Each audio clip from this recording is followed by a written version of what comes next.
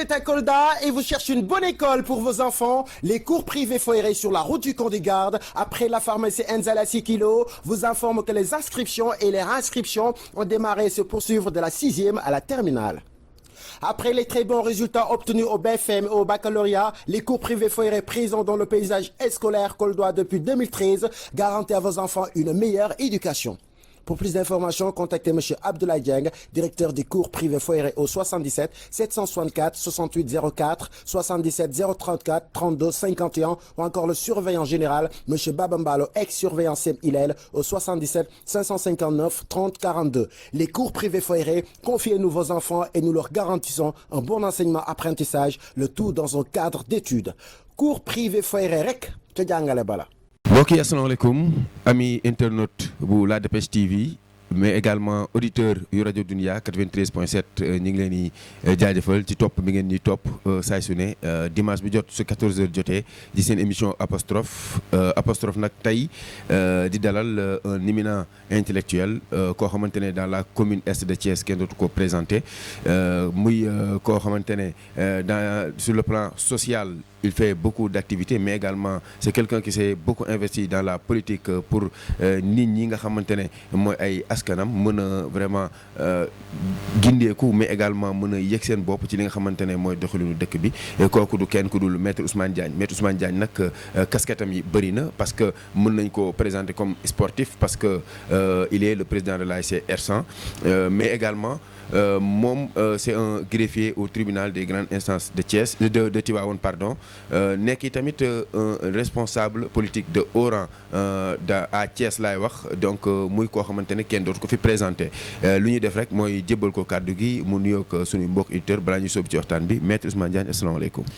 aleykum salaam Mouhamed maa ngi lay nuyu bu baax di la dalal jàmm di nuyu aussi sa technicien yi nga àndal di nuyu suñu.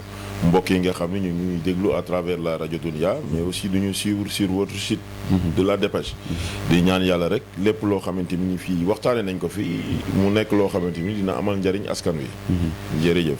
voilà maître Ousmane Diagne comme ni ñu koy waxee yow tamit ñu ngi lay jaajëfal bu baax a baax ci li nga xamante ne mooy invitation bi nga xam ni vraiment répondre nga ko ak humilité yow ñu ngi koy wax yaay coordonnateur bu ALT ànd liggéey Thiès muy mouvement boo xamante ne nemmeeku nañ ko depuis 2014 mais président ndax mouvement bi vraiment mi ngi dund fii à Thiès. merci beaucoup Mohamed laaj bi nga ma laaj nekk na laaj boo xam ne dinaa ci sawar tontu. Sauf que je commencerai par faire la précision si après. mooy que ALT lu ànd liggéeyal Thiès. En réalité c'était ni un mouvement en commun une coalition qui était appelée. À survivre avec le temps parce que li ko indi mooy. ñun depuis tout petit waaye man dama nekk koo xamante ni dama mës a engagé wu. à me battre pour que ci ñi may nekkal ji bokkal jamono. seen i lépp loo xamante ni seen i mëbëb la wala seen i soxla la ma ciy nekk di ci dox di ci wax. donc loolu moo tax dès le bas âge ma nekk président foyer CM Diamaguène comme ni ngeen ko xamee ci sama parcours. Exact.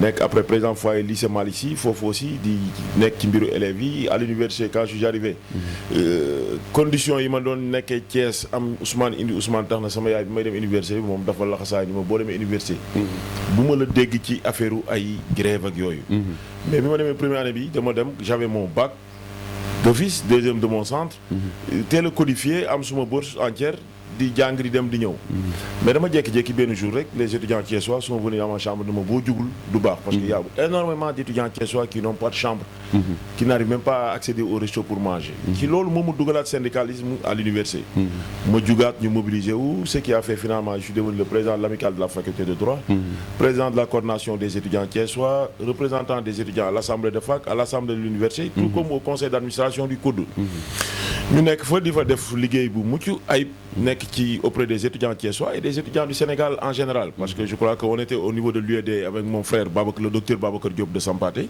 qui était aussi président de l'amicale de la faculté des lettres ñuy retrouver wu au niveau des instances étudiants thiessois daal en général am taxawaay bu wér ci université ba donc pour tout dire tout simplement que contrairement à beaucoup et ce que beaucoup pensent ñun du dañu xaar ba 2014 wala 2021 ñu ñëw rek naan dañoo xëccoo maire yi soog a nekk di waxal di askan wi parce que dañoo bëgg seen baat ñun ba ñuy gone ba léegi ci taxawal askan wi la ñu nekk.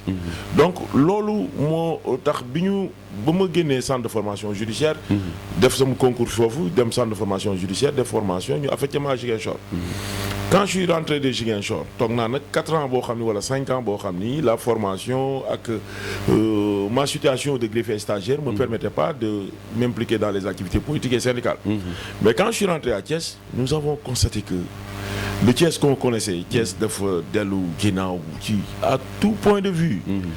affaire bi nekk loo xam ne ñun daf ñu naqari woon donc on se voyait avec un groupe d'amis di naanandoo ataaye comme ñoom Amadou Lamine Diouf nos frères Mamadou Lamine Ngom bu dëkk Grande Sandik actuel préfet à Vélingara ñoom Ablaye Gassama de Diamaguène et tant d'autres personnes ay Assane Lay et trucs ñu ni mais Massamba Diall Baye Serigne Samb de Sams Prestige ñu ni mais c'est-à-dire que dëkk bi ni mu mel nii ñun amuñu droit di seetaan parce que en réalité faire de la politique aussi c'est s'impliquer dans la gestion des affaires de la société. Exact.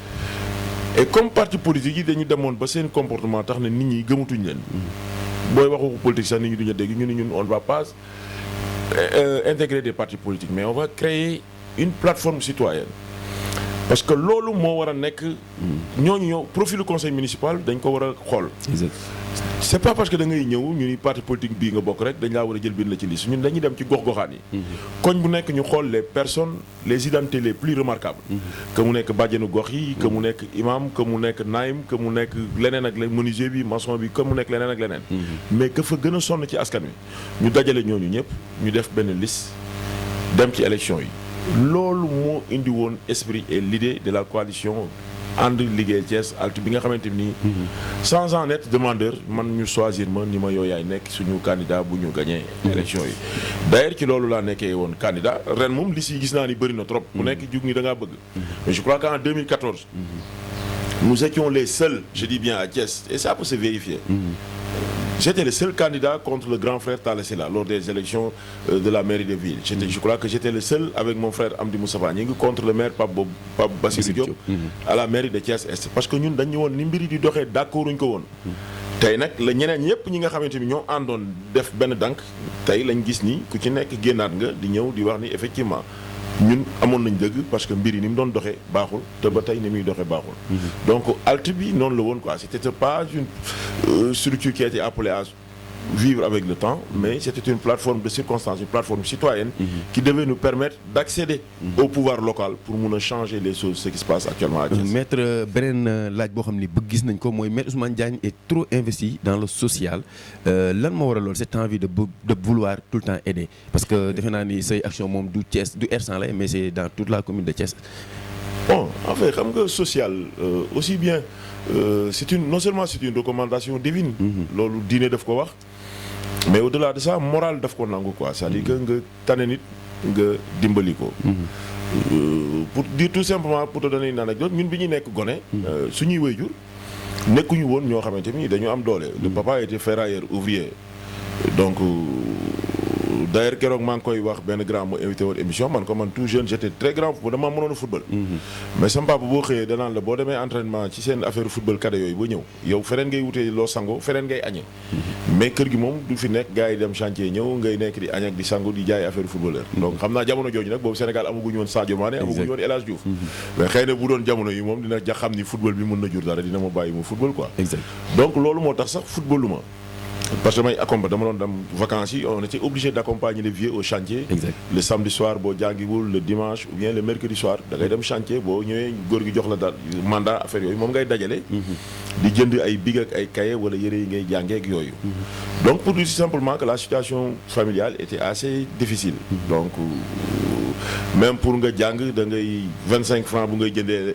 pétrole pour def ci lampe tempête bi des fois mën na bañ a am tu es obligé nga dem ci buntu kër gi ci lampe bi fene jàng fa say leçon bëri na yoon yoo xam ni da ngay dem école primaire Kabasal añ jot nga ñibbisi ci kër gi doo fi fekk añ même au lycée bi ñu nekkee lycée moom finalement je venais plus parce que damay yendu benn yoon rek parce que c'est pour m'éviter les déplacements parce que da nga daan dox ba lycée Malick Sy bugg a dox ñëwaat te dem doo fekk añ wala yooyu nga delluwaat c'était assez compliqué donc soo demee da ngay xaar rek ba ngoon gi nga ñëwaat soo fi fekkee dara nga xewlu ci toog donc c'était une situation quand même assez difficile donc ba tax na ñun man dama jàpp ni jamono yooyu ñun soxla woon naa peut-être xale laa woon mais maa ngi fàttaliku donc mun doon naa soxla aide xëy na am na ñu lay dimbali am na ñu la dul dimbali mais situation bi il y a beaucoup de familles et beaucoup d'élèves beaucoup d'enfants qui sont dans la même situation que j'étais quand j'étais enfant te amuñu nijaay wala papa bàjjen wala kenn koo xamante ni mën na leen dimbali donc moo tax ma jàpp ni ñun ñooñu noonu je m'identifie par rapport à ces enfants là parce que je sais que man personnellement amuma woon soutien boobu ça ne nous a pas empêché mon frère et moi d'étudier et de réussir de devenir ce que nous sommes mais taali ñooñu noonu tey jii suñu amul ku leen jàppale rek di nga ci gis boo yoo xam ne rapidement mën nañu abandonner les études il m'est arrivé à de nombreuses reprises dem buntu école Kaba Sall peut-être ñoom politique boobu la ñu jàpp ñu gis ni peut-être xale yi suñu leen xooqatalee dinañ daw parents yi joxe leen coopérative mais il m'est arrivé à de nombreuses reprises d'aller ma xaw ci jàppante ak les directeurs yi fi nekkoon ni leen ñii c'est seen parents yi bu ñu yeewoo tam ñu yor benn 1000 francs boo xam ne moom la ñu war a dépenser vous pensez sérieusement que le parent va vous remettre ces 1000 francs là pour ay histoire de coopérative alors que l'enfant bu wàccee du am lu mu lekk man leen situation yooyu moo fi nekk et situation yooyu fi nekk nag jafe-jafe yooyu fi nekk ñun moo ñu téye ci koñ bu mel ni R100 moo tax ñu toog fi ñu jàpp ni bu fekkee rek fii ku yàlla xéewale dara nga takk say bagage daal di dem xool un quartier plus huppé dem dëkk fa bu yàggee koñ bi dafay gàntal or ce que nous sommes devenus nous le sommes devenus grâce à R100 donc nous sommes redevables à ce quartier là nous sommes redevables à cette ville qui est Thiès d'où notre engagement pour la commune de Thiès-Est à faire changer les choses parce que situation ñun bi ñu juddu yaru ci màgg ci moo continuer ci Thiès-Est ba léegi Thiès-Est les quartiers les plus difficiles de la ville de Thiès sont dans la commune de Thiès-Est te ñi fi nekk ñoo fi nekk rek tu vas voir des gens sans aucune compétence qui bénéficient de privilèges qui cherchent à conserver les avantages qu'offrent ces privilèges-là d'être du côté du pouvoir pour continuer di noot askan wi nga xamante moo fi nekk loolu lañ bëgg nag jigéen ñi mag ñi ndaw ñi borom mbootaay yi les jeunes d'ailleurs on a vu un engouement extraordinaire de la part des jeunes à se battre pour que le changement am parce que nous savons qu'aujourd'hui ce changement-là c'est aujourd'hui ou jamais boobu ba léegi maître yéen a ngi wax ni que li fi nekk vraiment dalul xel surtout dans la commune Thiès-Est nan ngay jàngatee juñu ko ko léegi pléthore de candidatures yi nga xamante ne dañ koy wax bu élection yi ubbee parce que aussi pour man léegi dafa war a am casting parce que am na noo xamante ne xëy na am nañu war nañ mën na leen a wóolu ndaxte depuis le bas âge wala depuis bu yàgg ñi ngi investir dans la socialisation au chevet de la population mais tey ñu ne élection ubbi na rek nga jug ñëw samp sa ndënd defar sa affiche dem dugal sa caution da ngay laaj dagaan baatu askan wi est-ce que tey élection municipale donte ni dañuy wax affaire koñ na noonu la war a taxawee. non vous avez raison Mohamed c'est-à-dire que en fait même l'autorité l'avait compris, raison d'où l'instauration de la caution. Parce que la caution, c'était pour limiter le nombre de candidats. Pour faire plus sérieux, quoi. Ouais, donc, mais quand vous avez un conseil municipal, vous avez liste, donc parce que nous sommes en démocratie. Le propre de la démocratie, c'est l'expression des différences. C'est-à-dire que vous avez la liberté d'association, la liberté de qui, la constitution, moko prévoir. Donc, on est en démocratie, nous avons war nga mën a samp sa ndënd boo jàppee ni yow mën nga apporter askan wi dara mais li dul séeré nag mooy et loolu dañ ciy attirer attention les électeurs ñu xam ko parce que dans une élection aussi gars yi xam nañ xamee nañ war nañu ràññee xam nañ ni en ce qui concerne la compétition là il y a que deux possibilités voter pour les listes du pouvoir ou bien voter pour les listes de l'opposition. Quelles sont maintenant les listes de l'opposition parce que am na ci liste yoo xamante ni ça ne demande pas de faire des études en sciences politiques ou bien d'être un analyste politique de rang pour nga xam ni c'est des listes de réceptacles c'est-à-dire que c'est des listes créées toutes pièces pour que la colère là que le peuple qui a été trahi, meurtri, spolié depuis des années devrait pouvoir exprimer lors de ces élections du 23 janvier buñ koy exprimer mu bañ a dem dans le scarcelle de des coalitions qui incarnent le vrai changement ñu mën ci gis ay coalition Yewwi Askan Wi gis ci yeneen coalition comme bu le frère Thierno Alassane nga xam ne c'est un digne fils de Thiès aussi taxawal mais ñu am na yeneen coalition yoo xamante ni c'est des coalitions du pouvoir c'est-à-dire que c'est le pouvoir qui met sur pied ces coalitions là pour que voix yi nga xamante ni waroon na mën a dem dans le compte de l'opposition voix yooyu mën a bu naree dem foofu ñu sotti ko fële et comme la liste majoritaire la raw gàddu la loolu dafay yombal après bon mën na leen nekk seen avantage. Parce que su nekkoon élection bi c'est comme ça se fait en France nga xamante ni le scrutin c'est pas un scrutin à un tour. C'est-à-dire que pour gagner il faut avoir la majorité absolue. C'est-à-dire qu'il faut nga am 50% plus des suffrages exprimés. Mais fii amul loolu. liste bi su amee 21 bu amee 35 sax kee am 34 kële am 32 kële am 31 ki am 35 lañ naan moom moo gagné. Donc loolu jàpp naa ni loolu war nañ ko saytuwaat. Maintenant nag par rapport ak la pluralité des listes bon Thiessois yi ils ont le choix. Mais comme je vous l'ai dit tantôt aujourd'hui nous nous trouvons à la croisée des chemins. Les Thiessois n'ont pas 1000 choix à faire, ils ont qu'un seul choix à faire. C'est-à-dire que le choix de la continuité ou bien le choix du changement. Or le choix du changement nous sommes tous d'accord, c'est-à-dire que nit mën na ko bañ a nangu parce que di def ay waxu politiciens. Mais ku ne xam na ni la coalition Yewwi Askan Wi c'est la coalition la plus outillée compte tenu des personnes yi nga xam ne ni ñoom ñoo ko incarné surtout à Thiès. Des fils de Thiès et puis de dignes fils de Thiès. Je ne parle pas de moi. Mais je parle de mon frère le docteur Babacar Diop. Que tout le monde connaît, qui a initié des combats extrêmement importants pour la cause estudiantine. Birame Souleye Diop, notre frère qui habite Taaxi Kaw, le docteur Djité. Des gens et tant d'autres, Ablaye Sall, mon frère du FSDBJ qui est là, Alassane Kanté, et tant d'autres, de dignes fils de Thiès, qui ont fait don de choix à la patrie. Parce que politique, contrairement à ce que nous avons que ni dem du côté du pouvoir moo gën a yomb que tu ne peux rien réaliser si tu n'es pas du côté du pouvoir man dama jàpp ni loolu ce n'est pas vrai. Man su fekkee ni man dañ may jox oto jox ma carburant jox ma chauffeur nommé ma directeur fenn alors que koñ bu ma dëkk quand les jeunes ont des problèmes d'emploi je peux pas les régler. Quand les femmes ont des problèmes de financement, je ne peux pas intervenir là-dessus. Quand l'école a des problèmes, l'école ne dispose même pas de toilettes, je ne peux pas les régler. Ça pose problème. Ça pose problème. Loolu laa jàpp ni ma ni politique du pour une réussite personnelle. Mais politique mooy def de sorte que li ngay def mu am un impact positif sur le quotidien de chaque citoyen. Fi ñuy jànge baax, fi ñuy fajoo baax. Mutuelle de santé bi taxaw nga xam ni kuy fay li nga war a fay nga mu am une sorte de subvention bu commune bi di jël en charge. D'ailleurs c'est l'un des points phares du programme de Yewwi Askan Wi, l'instauration d'une mutuelle de santé et d'un crédit municipal surtout pour les femmes et les jeunes. Yooyu c'est des points extrêmement importants yoo xamante ni on y travaille. Et inchallah bu yàlla defee Yewwi Askan Wi accéder au pouvoir local, on verra que le visage de Thiès va considérablement changer. Maître Ousmane Diagne 2014 sànq yaa ngi koy junj tuuti demoon nga ak coalition Dagane Baatu Askan Wi am nga ci nga nekkee conseiller sax après dem nga aussi ànd ak le président Idrissa Seck en coalition ci présidentielle yi ren yaa ngi ñu investir sur les listes de Yewwi Askan Wi candidat à la commune Thiès Est déjà lu ñu bëgg a xam mooy tey sa compagnonnage ak le président Idrissa Seck lan moo ko jeexal ba tax nga démarqué wu parce que moom dem na ci nguur gi pourquoi toppoo ko foofu.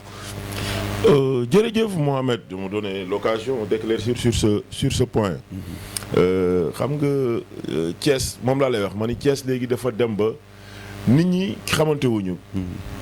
ñu ci bëri xamuñu histoire politique bu Thiès parce que léegi moom da ngay gis ku jug rek ni man leader politique la waaw ñi nga ñëpp tout le monde est leader politique à Thiès mais am na fi ñoo xamante ni nag war nañ leen nangul ñoom seen jaar-jaar. Mon compagnonnage avec Idrissa Seck comme tu le dis parce que en son temps parti socialiste moo fi nekkoon ak PDS ñun bi ñuy commencé nekk gone nekk politique suñu waajur PDS la nekkoon. D'ailleurs man samay exercice d'écriture moo daan nekk ñu may jox ay fiches d'adhésion au PDS ma dem kër Pa Mass Ndiaye wala kër Pa Ba bi dëkkoon fii Sampaate wala kër Soda Anne wala kër maire kii yaay Serigne Mbacké Madina maire Fat Diop Marema di jël ay carte d'identité ay militants au PDS di remplir man loolu moo nekkoon samay exercice bi ma nekkee xale di jàng bind. Donc nous sommes nés nous avons grandi au PDS. Nous avons rencontré Idrissa Seck man ak Amadou Lamine Diouf mon ami Ro. Le même jour en 1997 un jour de 1997. L'ancien député Ablaye Dramé moom moo ñu jàpp suñu loxo yóbbuñu ko en son temps moi j'étais président du foyer du CEM Diamaguène. ñu dem fa ni ko ñun nous sommes des étudiants libéraux d'ailleurs je crois des élèves libéraux d'ailleurs je crois que nous étions les seuls élèves libéraux. nekk lycée Malick Sy chaque jour le proviseur bi ñu ci menacé et tout. Et pour vous dire tout simplement une anecdote en 1999 alors que j'étais président du foyer.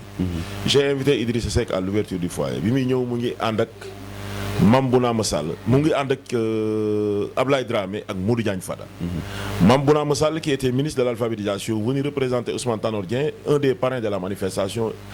Il était venu en délégation ànd ak Latir Ndiaye ak Yankoba Diatara.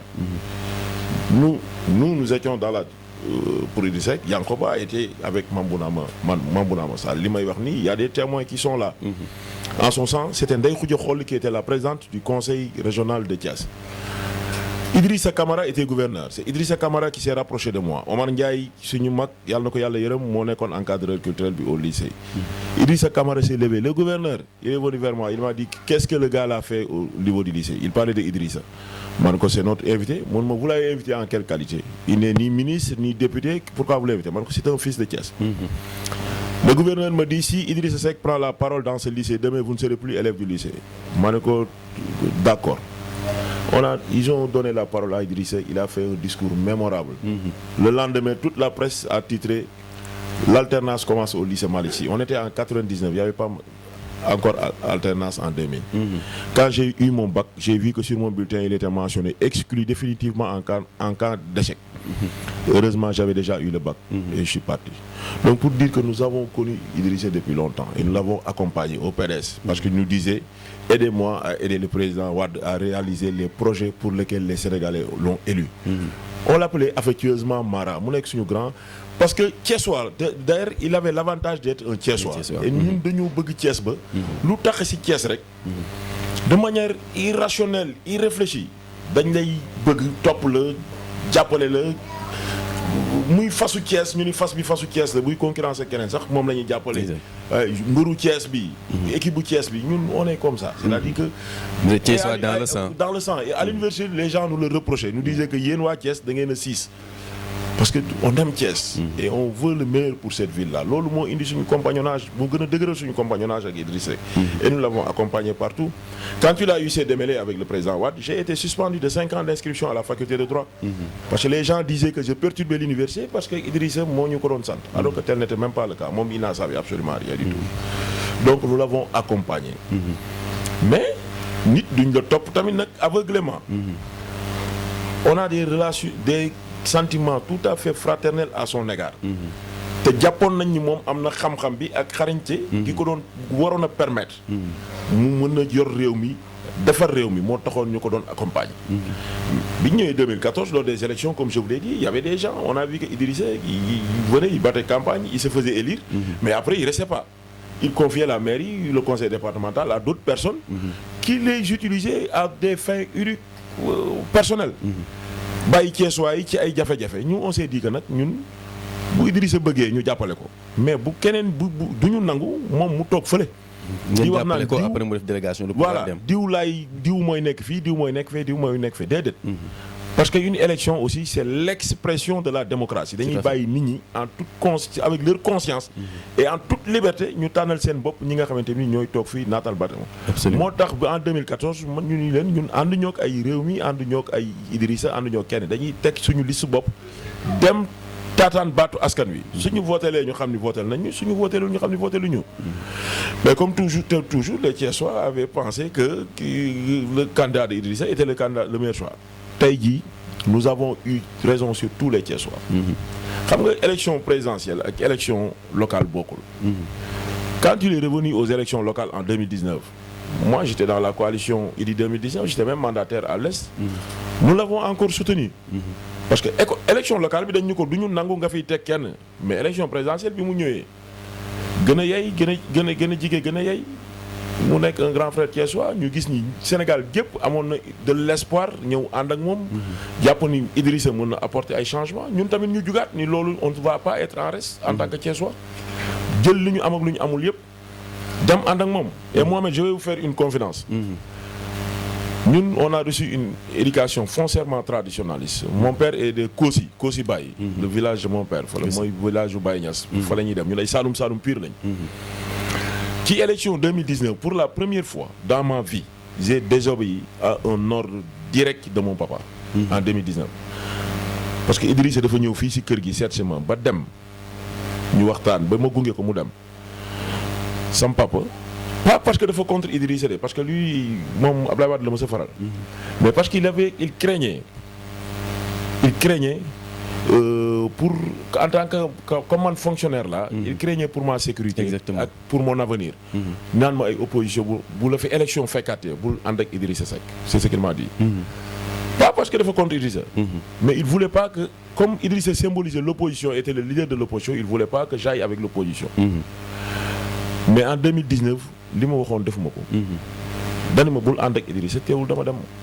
ànd ak moom. Contre l'avis de mon papa, contre l'avis de tout le monde, j'ai soutenu Idrissa Seck en 2019, malgré des propositions, et les gens qui faisaient les propositions sont là à nous écouter. Mais moi je me disais que ni bu ma nit ñi déggee waa R100 dégg ma waa Thiès dégg ma sama mbokk yi dégg ma ñu ni man dama dem war Idrissa Seck parce que dañ ma proposé dara lu xaalis wala oto wala leneen. loolu dina nekk loo xamante ni loolu du man valeurs yi nga xamante ni moom laay incarné du li nga xamante ni moom laa gëm. man ci ay principes laay dox. Tout à fait. moo tax j'ai soutenu Idrissa Seck en 2019. mais ren bi ñu ñëwaatee ci élection locale yi. li ma defoon 2014 rek laay def. pour vous dire tout simplement que moi je suis constant dans ma démarche. et je fais la différence entre l'élection présidentielle et l'élection locale. tey jii gis naa ni ñun yaakaar gi nga xamante ni amoon nañ ko ci Idrissa mu nekk suñu mag ba topp ko loolu moom il n'est plus dans cette dynamique là moom la engagé dem na. mais ñun dynamique gu changement bi ñu nekkoon. ci la ñu nekk ba léegi. et yàlla def ñu gis des jeunes sénégalais d'autres jeunes sénégalais avec qui nous partageons les mêmes idéaux les mêmes principes te ñoo xam ne jàpp nañ ni am na ñoo xam ne ñoo ñu mag ci ay at tuuti suñu ànd ak ñoom espoir boobu nga xam ne amoon nañ ko démb ci nit ba ànd ak moom suñu ànd ak ñoom yàlla mën na mi dara tawul mën na fexe ba changement yooyu nga xam ne moom lañ yaakaar ci Thiès yaakaar ko ci Sénégal changement yooyu mu am. et on a jugé nécessaire que nit yi ñu baax yi ñu gis nit yu dëgg nit yu jub yi ñu gis ci coalition Yewwi Askan Wi ñooñu kat suñu ànd ak ñoom réew mi nga xam ni bëgg nañ ko tabax mën nañ ko tabax que Thiès gi nga xam ni bëgg nañ ko tabax mën nañ ko tabax loolu moo ñu yóbbu ci coalition Yewwi Askan Wi. mais bëgg nañ xam maître également parce que defe naa ni compagnonnage ak le président de Seck yàgg na seen ànd mais at yu mujj yi wala ci élection yu mujj yi gis nañ taxawaay bu am solo boo xam ni ànd ngeen ci gis nañu dernièrement fii école Kaba Sall j'ai l'habitude de le dire il a eu souvent des victoires écrasantes à cause peut-être de ta personne ak ñi nga àndal mais concrètement moom le président de Seck seen compagnonnage yow lan la indil en quelque sorte. lu ma indil en termes de plus-value. c'est-à-dire que bon moi je dirais absolument rien du tout. absolument rien du tout je suis au regret de le dire. mais am na ñoo xam ne boo toogee ak ñoom dañuy wax ne ñun dañu tardé ci politique. ndax on n'a pas toujours fait les choix qu'il fallait c'est-à-dire que politicien dafa am état d'esprit dafa am nu muy réfléchir. exact politicien day jiital toujours. intérêt avant intérêt askan wi. or ñun. loolu xëy na moo ñu tardeel mënuñu ko c'est-à-dire que am na ñoo xam ne dañuy wax ni Diadji il n'est pas politicien que day sonn ci politique mais du ci réussir mais bu fekkee réussir ci politique mooy mën a def ay njuuj njaaj réussir ci politique mooy mën a trahir réussir ci politique mooy mën a ànd ak ni démb tey nga mën a taxaw yàq deram ci loo xamante ni du dëgg réussir ci politique mooy lu nit def rek nga bëgg a taxaw bëgg ko justifier man jàpp naa ni loolu du ma réussite politique boobu man jàpp naa ni kon man du ma ko am parce que man damay waxtaan ak ay nit yu baax ay sumay mag mais à chaque fois qu'il m'est donné de prendre une décision politique dama naan décision bi may jël su ko sama waajur déggee nan la koy xalaate donc ba tax na lépp lu may def rek damay jéem a xool ñi nga xamante ni su ma jugee mu ñu jug muy suma jeune frère yi parce que ba ma jugee annoncé sama candidature sans ma woo kenn tous les jeunes sama affaire daf ma mujj sax yéem dañoo jóg ni Maître Diagne donc ñooñu bu may def dara war naa di leen sóor parce que bëgguma suba may dox ci mbedd mi xoola grand bi moom moo ñu fi woowoon ba pare xoola tey li mu def loolu man dama xawma ku ko sóorul mais man dama koy sóor donc pour en revenir à ta question suma compagnonnage avec Idrissa Seck même quand Idrissa était tout puissant directeur de cabinet du président de la République moi j'ai pas eu de ay bourse ak ay comme yenn gars yi ni ñu ci non moi j'étais pas dans ça je venais le voir mais pour les étudiants thiessois quand les étudiants avaient des problèmes j'allais le voir mais je ne suis jamais allé le voir pour mes propres intérêts sinon j'aurais pu faire comme tout le monde en son temps dem wut une bourse d'études dem à l'étranger te xëy na kon heure bi duñu fekk à R100 ñu wala ay Sampaate wala Diamaguène ñu nekk fii di xeex pour que des quartiers comme Darou Salam nga xam ni amuñu benn tali Darou Salam des quartiers qui ne sont même pas lotissés Cité Senghor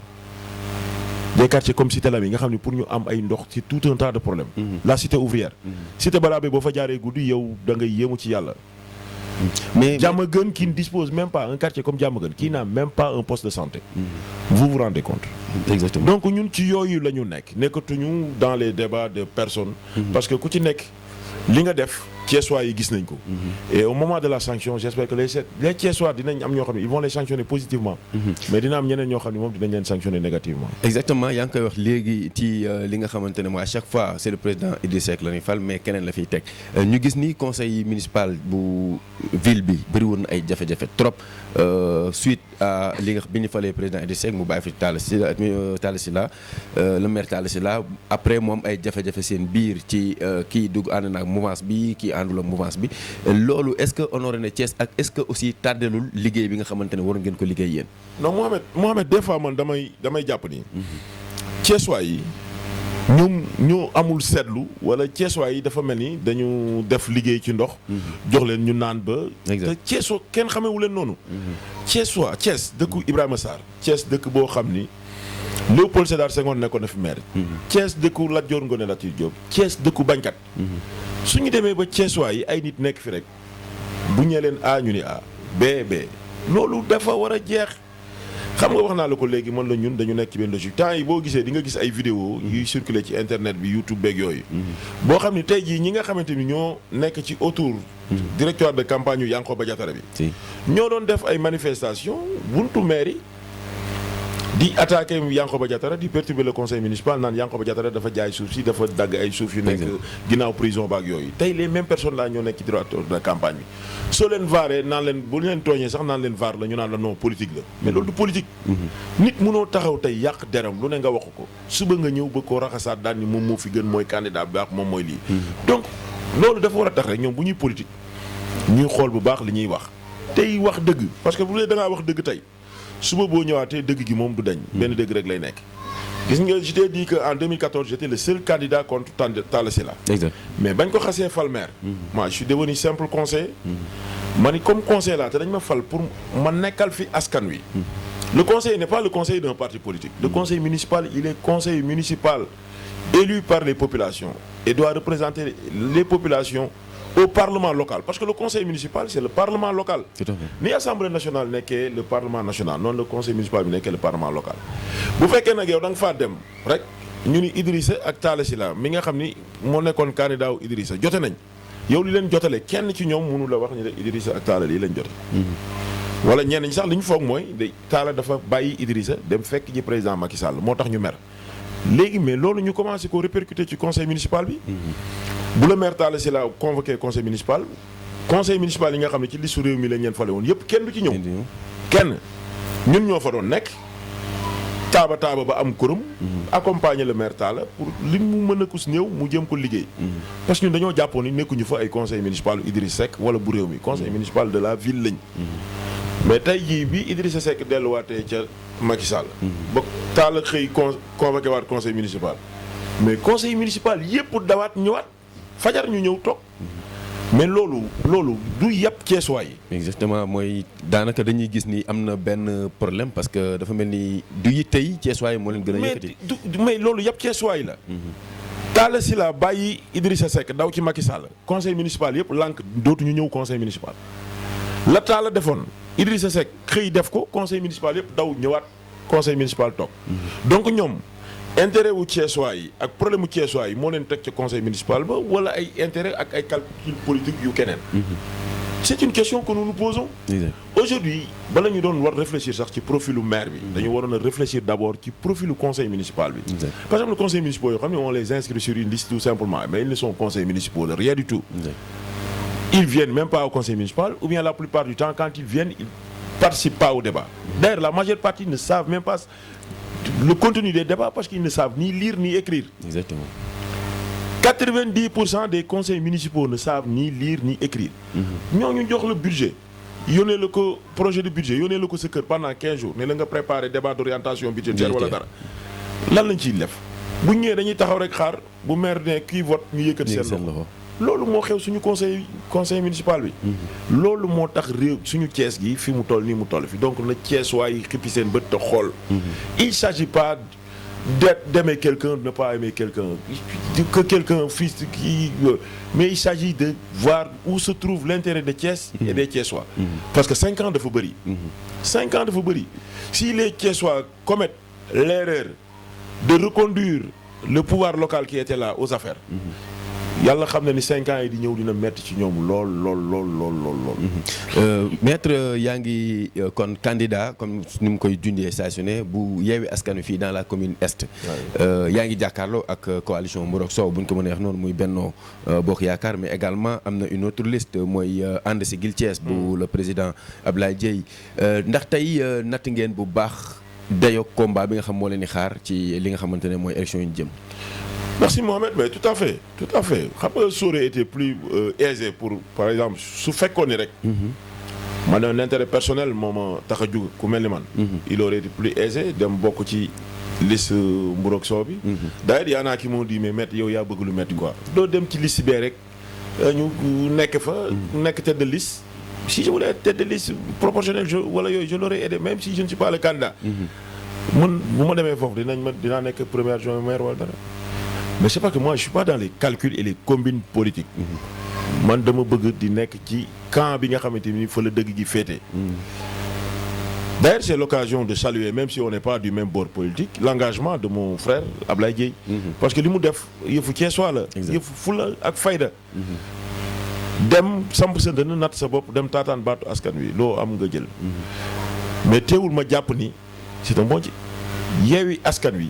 la coalition Yewwi Askan Wi mooy coalition bi nga xamante ni moom mooy incarner le changement à Thiès. leneen lu Thiessois yi def parce que ñi nga xam ne ñoom ñooy ànd xëy na élection moo ñëw ba tax ñu tasaaroo mais bu élection bi jeexee les voix là yu ñu accordé à toutes ces autres listes là.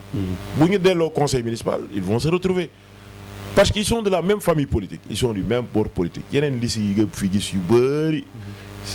ils sont du même bord politique ils sont de la même famille politique. donc Yewwi Askan Wi moo fi nekk liste boo xamante ni qui incarne la vraie opposition. qui incarne les vraies valeurs qui incarne le vrai changement. donc su fekkee Thiessois yi bëgg nañ am un changement à Thiès dañuy voter docteur Babacar Diop en ville. voter le docteur Djité à ouest. voter Birame Souleye Diop au nord. voter maître Ousmane Diagne à l'est. suñu ko defee de avant que 5 ans yi di jeex. incha allah rabi dinañu gis beneen visage bu bokk le visage hideux qu'on voit de Thiès aujourd'hui. parce que Thiès rien que le cadre de vie à Thiès. ça laisse à désirer je ne parle même pas sans aller au fond des programmes. mais le cadre de vie à Thiès rek da ngay gis nit ñi les gens sont crispés il y a pas d'espace vert. la mobilité urbaine est dégradante. les véhicules ne circulent pas foo tollu saxaar camions yi fu leen neex garé. Jakarta yi de gauche à droite. rien n'est régulé. donc loolu rek dafa joxe Thiès ressemble plus à un bidonville aujourd'hui qu'à autre chose. et loolu je crois que coalition Yewwi Askan Wi dañ ci am ay techniciens parce que xam waa Yewwi Askan Wi xam ni ay borom xam-xam yu mag de haut cadre de ce pays ñoo fa nekk. donc inchallah rabi et ensemble on va apporter les changements qu'il faut pour que Thiès retrouve le visage qu'il avait avant. Thiès Est 22 quartiers la tey.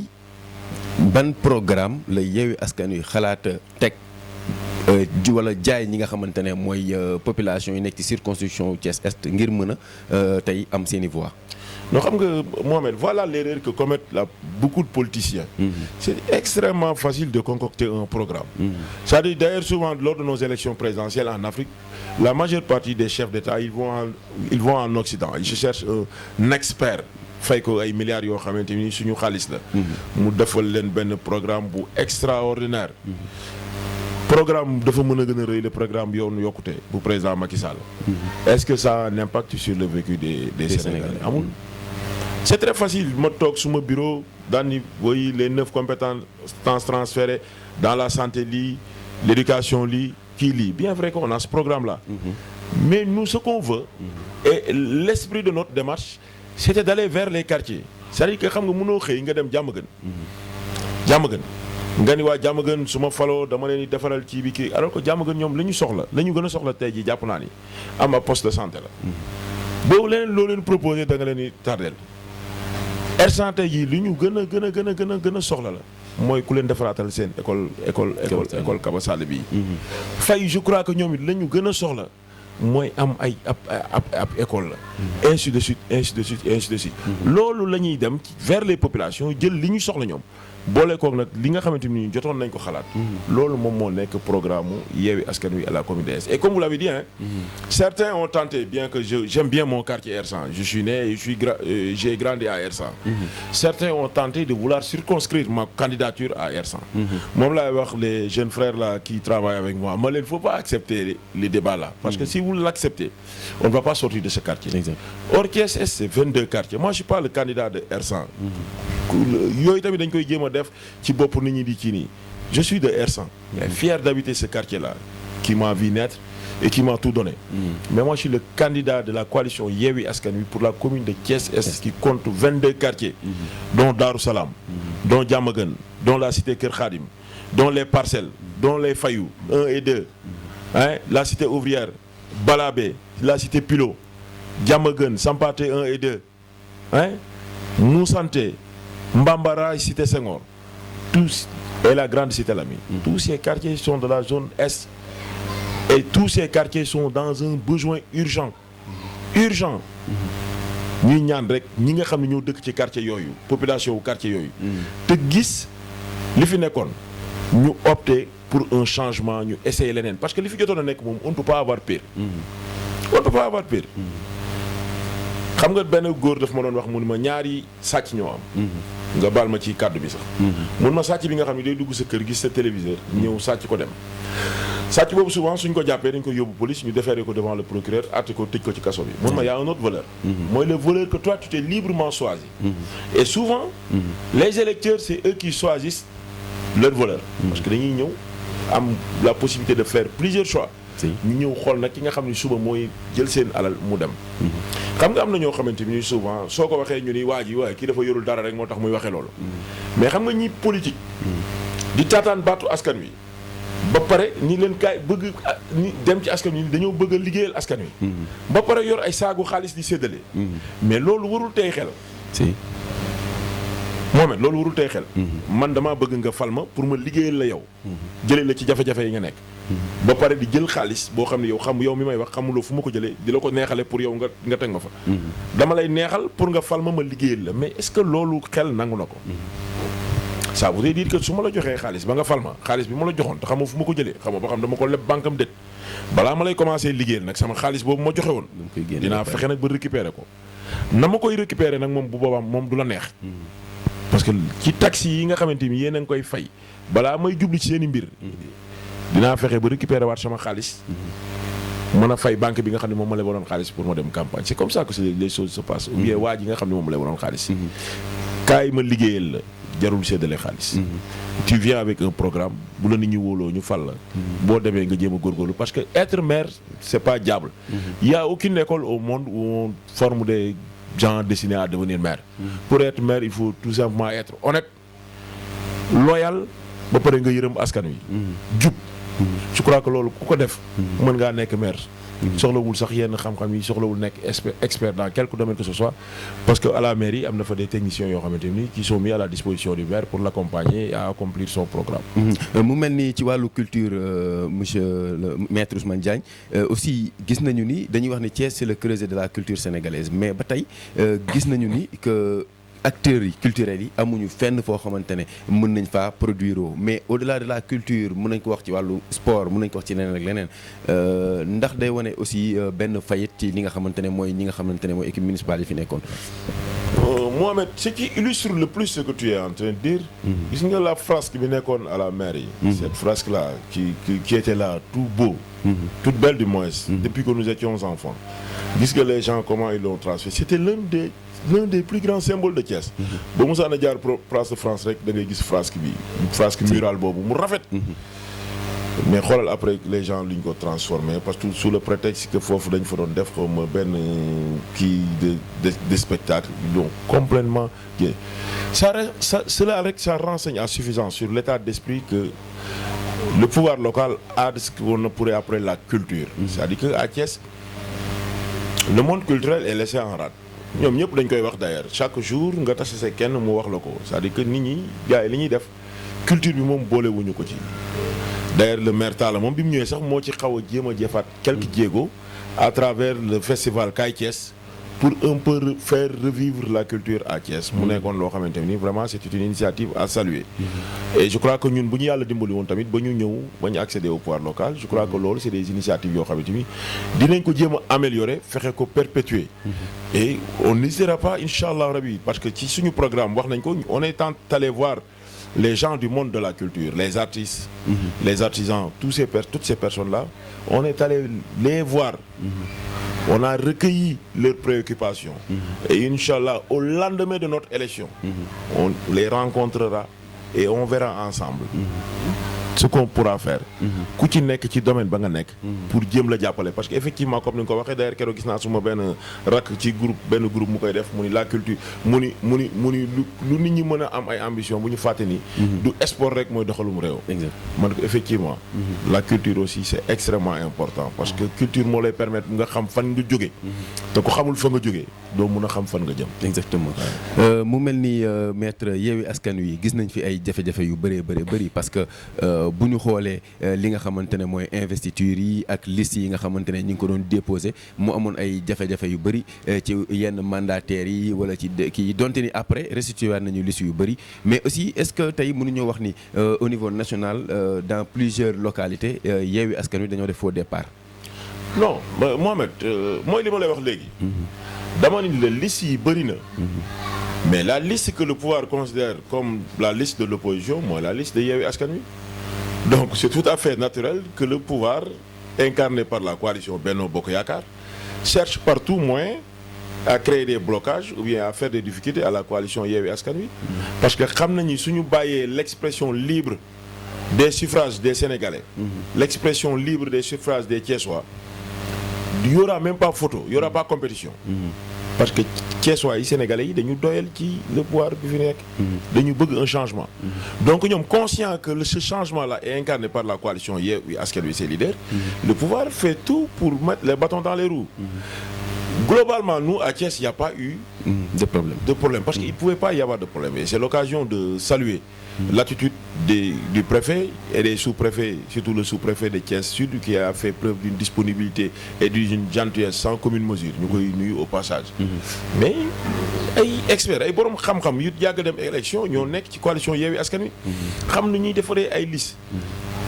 ñun bi ñuy déposé suñu liste yi y avait les journalistes qui étaient là-bas dont Babacar Ndaw Isidore Alexandre dañoo dugg génn ñu ne ñu nu mu demee noonu da ngeen a pare ñu leen mais si pare nañ ñu ne ñu mais gars yi 4 heures de temps la ñuy jël pour déposer yéen vous n'avez pas fait 25 minutes parce que c'était clair dans notre tête la manière.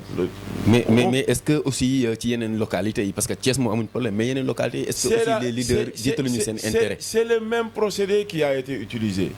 Seulement xam nga da ngay dem ci yenn kii yoo xamante ni souvent nos amis de l'administration territoriale font du zèle. Et je crois que la justice a tenté tant bien que mal de les rappeler à l'ordre à travers des arrêts de la cour d'appel de Saint-Louis, des arrêts de la cour d'appel de Thiès et de Dakar.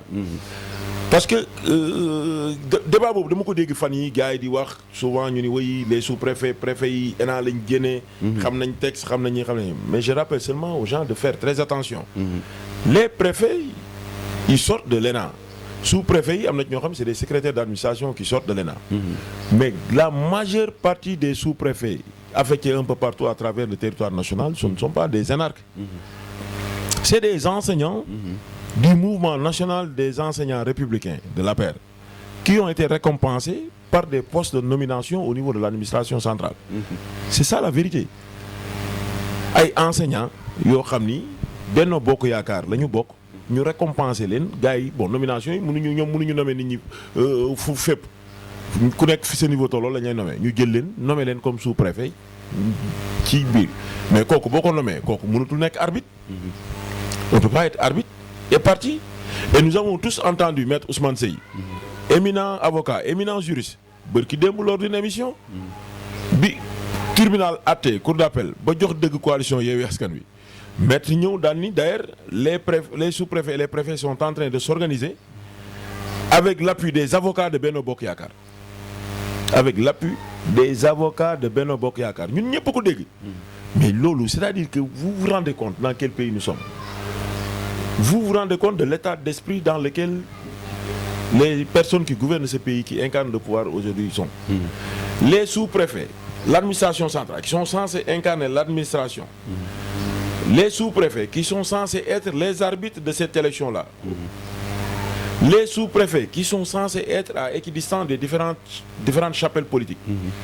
Maître Ousmane Sy vient nous dire que ces sous-préfets-là veulent tenter un recours au niveau de la Cour suprême pour revenir sur les arrêts de la Cour d'appel.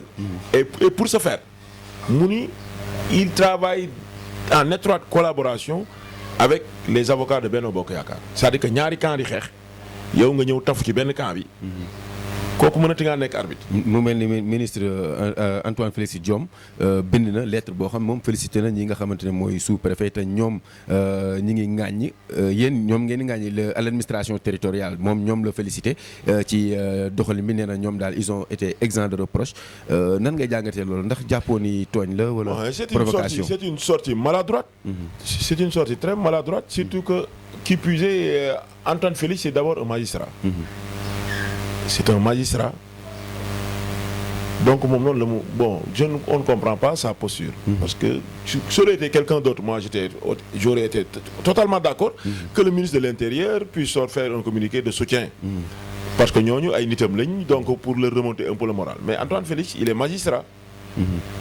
Ce sont ses pairs magistrats qui ont désavoué les sous-préfets qui sont sous sa tutelle. Ce sont ces pairs magistrats lui ñoo xam ne moom gënu leen a jàng. gënu leen a maîtriser code électoral bi gënu leen a xam yoon. ñu prêter serment de dire la vérité et la vérité seulement. ñoom ñoo rendre ces arrêts là. Donc su ñëwaatee bu ci am beneen posture loolu damay jàpp ni c'est de la pure démagogie c'est de la politique politicienne. Mais c'est une position qu'on respecte et qu'on comprend. Parce que lui il n'est pas neutre. Il est partisan. C'est un militant actif de la coalition présidentielle à Khombol où il habite et où il milite. Donc moom tamit bu sañoon. ak pexe bu mu mënti dekk dina ko teg pour que coalition Yewwi Askan Wi ñoom bañ a gagner. Parce que ñoom xam nañu la coalition Yewwi Askan Wi mooy la coalition du vrai changement. yow la ñu investir à l'est le docteur Djité à l'ouest il y a aussi Birame Souleye Diop de Pastef moo nekk au nord docteur Babacar Diop moom la ñu yóbbu à la ville. muy benn melting pot boo xamante ne vraiment ay ñoo xam ne xam na leen ay kàngalo mais est-ce que yaakaar ngeen ni lan mooy sax la ñuy wax force Yewwi Askan Wi fii ci Thiès. La force de Yewwi Askan Wi à Thiès c'est sa jeunesse. C'est la jeunesse de ses leaders parce que ñi nga fi lim ñooñu ñëpp ce sont des jeunes Thiessois. que les Thiessois connaissent. Qui vivent avec les Thiessois ñoo xamante ni même bu ñu fekkee ni ay fonctionnaires ñenn ñi fonctionnaires la ñu nekk Dakar du ñu toog ay bés yu ñu nekkul Thiès.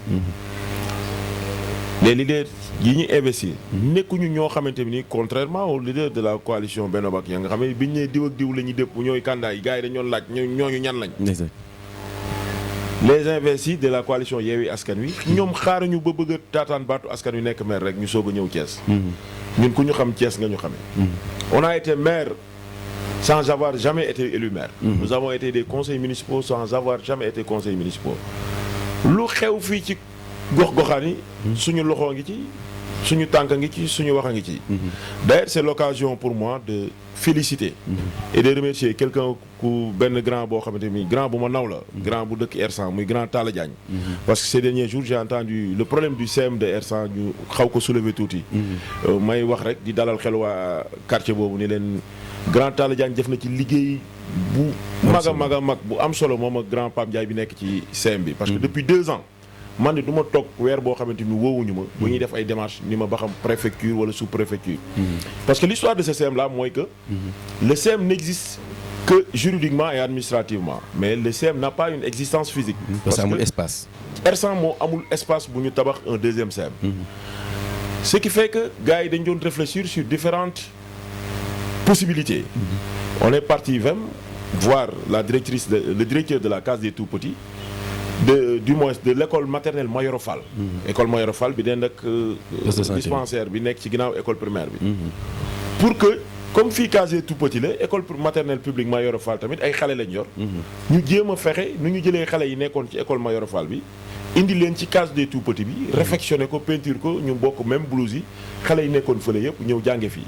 bu ko defee espace bi ñu libéré Mayoro Fall ça aurait permis ñu tabax fa CEM bi parce que effectivement la direction des constructions du ministère de l'Éducation nationale qui a fait le nécessaire. ñoom li ñuy xaar actuellement nii rek mooy ñu ni fii la ñuy tabax CEM bi ñoom ñu ak autorisation de construire baa ngi nii ñëw ñu tabax. mais malheureusement bi ñu amee idée boobu dafa am ay parents d'élèves yoo xamante ni tamit ils ont leur raison. parce que nee nañ seen doom yi foofu lañ am seen i repères foofu la ñu yàgg a jàngee foofu moo ëpp espace ci ñoom fa la ñuy gën a mën a foyer fa la ñuy gën a mën a épanouir. ñoom ñu opposer un refus catégorique def seen collectif ni ñoom d'accord ñu transférer école publique maternelle Mayoro Fall ci CEM. ci case bi finalement le CEM. case bi moo ko hébergé. mais ku ne xam na ni plus de CEM de plus de 600 élèves. la case est tout petit mënu leen héberger ak condition d'études yi nga xamante ni moom moo nekk foofu. tout à fait ñuy def ay démarches ba jàppoon ni champ de course comme hippodrome municipal la ñu ni bu ñu rapproché woo ci la municipalité de Thiès mën nañu octroyer l'espace qui servait de terrain d'entraînement à l'ASC Guney Cité pour que ñu def fi CEM bi. Ce qui a été retenu ñu def les démarches fexe ba provoquer le conseil municipal a délibéré maintenant nag il ne restait que l'autorisation de construire délivrée par le sous-préfet de Thiès Sud. mais sous-préfet aussi dafa wax loo xamante ni nit mën na koo nangu dani stade bi ça dépend du ministère des sports donc sans l'accord du ministre des sports moom mënul délivrer autorisation de construire. exact donc moo tax may wax ñëpp di ñaax ñëpp di lancer appel parce que am na suñuy mbokk suñuy frères yoo xam ni. ci coalition Benno Bokk Yaakaar bi la ñu nekk fa lañ leen investir et tout mais ay doomu gox bi lañ te li ñu bëggal lu baax ci gox bi moom la ñu bëggal lu baax ci gox bi. donc li ñu mën a dimbalee les autorités du CEM. mooy ñu jéem a def pression. ak dox ay tànk auprès du ministre des sports nga xam ne ñoom seen bokk la parce que ñoo bokk seenu groupe. fexe ba moom mu signé mu joxe accord am pour que sous-préfet mën a signé autorisation de construire bi. loolu kese moo des ci CEM R100 bi mais à part loolu amul benn problème. ministre des sports Matar Ba. demande d'autorisation mu ngi ci taabalam. bu joxoon autorisation sous-préfet Thiès Sud ginnaaw suba. mu signé autorisation bi travaux CEM R100 bi dañuy commencer.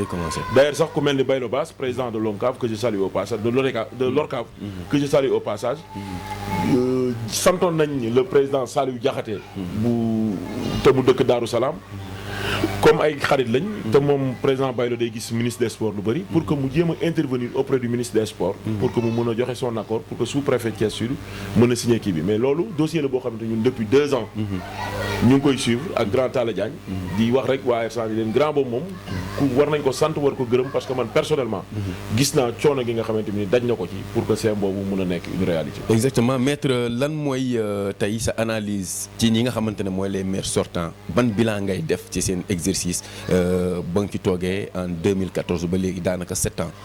non Mohamed loolu damay bàyyi Thiessois ñu apprécier ko. c'est-à-dire que damay bàyyi Thiessois yi ñoom ñu apprécier seen bopp bilan bi nga xamante ni ñoom def na ko parce que xam nga dañuy faral di wax naan ku sa wujju di sang doo seet. lu ma ci wax. dañuy wax ni c'est parce que moom dafa bëgg a jël seen place moo tax mu wax ko. c'est-à-dire que xam nga booy apprécier da ngay apprécier positivement ak négativement. c'est-à-dire que une appréciation positive bu ma ko ci bëggoon a def tey jii day jafe.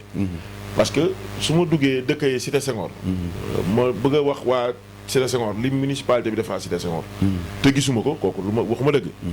su ma bëggoon a wax waa Cité Lamy lu waa maire bi def fii Cité Lamy pendant les 7 ans là te gisuma ko waxuma dëgg. te ba ma fi naree nekk nag di def une appréciation négative tamit day mel ni dama leen ni xaxar te loolu nekkul loo xamante ni suma cër la. te comme élection yi ñëw na ba pare. te Thiessois yi ñoom ñooy voté te ñun ak Thiessois yëpp ñoo fi nekkandoo woon. donc je préfère Thiessois yi ñoom ñu laaj waa mairie ku ci nekk wax lu ñu jëful de mooy gën a yomb wax lu ñu def. ñu laaj leen ku ci nekk lan nga def bu ko defee Thiessois yi dinañ mën a apprécier. mais li ma doon wax sànq rek laay waxaat. Thiessois yi amuñu 2 choix amuñu 10 choix amuñu 1000 choix ils ont un seul choix. Soit on continue avec l'existant, soit on opte pour le changement. Et le changement c'est la coalition Yewwi Askan Wi. mais dañu gis ni am na si sax maire yoo xamante ne tey kenn xamu leen ñoom ñi ngi administrer ay nit mais administrer xamuñu leen parce que génnuñu vers les populations souvent dañuy gis ni am seen jalons yi ñuy posé amul benn impact souvent sax yàq lay xaw a nirool am na si ñoo xamante ne également la ñuy def ci lu ñu dégg ci askan wi amul leen njëriñ loolu tax ñuy laaj bilan bi tey donte ni conseiller nga mais également war nga ñu mën a wax un peu ci li nga xamante ne mooy sa xalaat. non xam nga Mouhamed boo gisee ñoom ci seen bopp ils ont eu d'énormes difficultés à désigner un candidat. À l'est tout comme à l'ouest.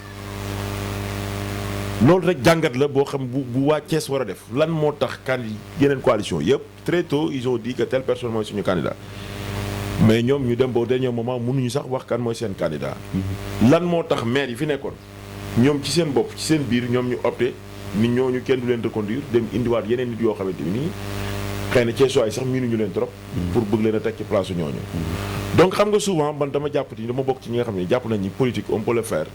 avec de la morale parce que Thiès tamit ñun ñëpp ay Thiessois lañ. donc man je ne préfère souvent pas faire des débats de personnes. mais je laisse le choix aux Thiessois. parce que ñun ñëpp baatu Thiessois yi la ñuy dem wuti. je laisse le choix aux Thiessois. Thiessois yi xam nañ nit ñi xam nañ. de voir ce que ces gens-là ont fait. et de pouvoir les sanctionner positivement ou négativement.